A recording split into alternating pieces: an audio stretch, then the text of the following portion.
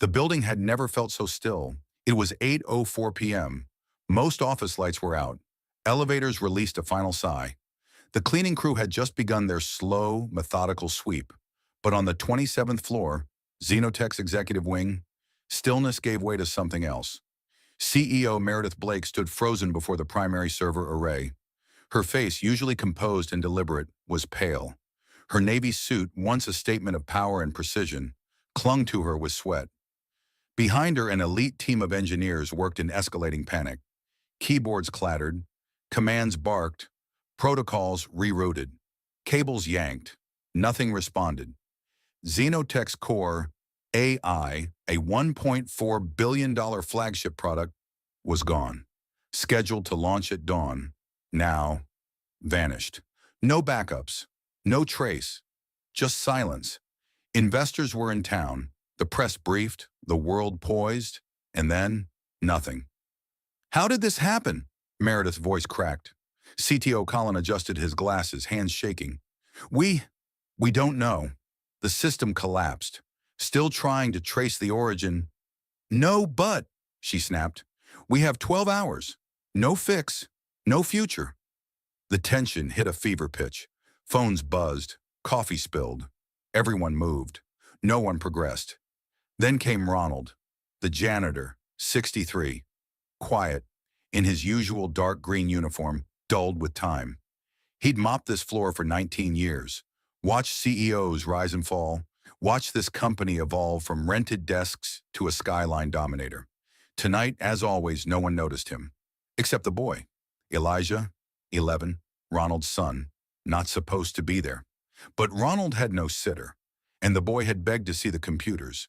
Elijah promised to stay quiet, but when he saw the servers blinking red, blue, black, he couldn't. "Dad," he whispered, "that's an infinite loop error." Ronald turned, startled.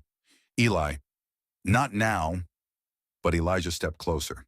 "They're feeding the AI recursive loops, like pointing a mirror at another mirror. It just crashes." A junior dev blinked. "What did you just say?" The room paused. Colin leaned forward. "Say that again?" Elijah hesitated. "You're running infinite recursion in the feedback module.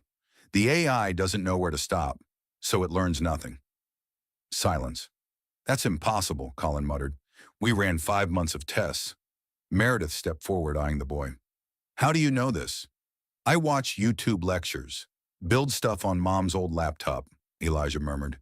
"You left your logs open. I saw how the neural net split feedback, reasoning and prediction, but never closed the loop." The lead programmer typed furiously. Gasped. "He's right." More typing.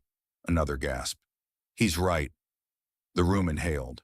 Then came the hum, the whir of servers booting, monitors steadied, logs returned, system functionality restored, primary modules online. Relief washed the room like a wave. Cheers, applause. Meredith stared, then turned to Ronald. "Is he your son?" Ronald, always humble, nodded. "Yes, ma'am." She knelt beside Elijah. "Would you like to see our innovation lab?" Elijah blinked, nodded. Meredith smiled. "How would you feel if we gave you your own workstation there?" Ronald stammered. He's just a kid." She stood. "No, sir.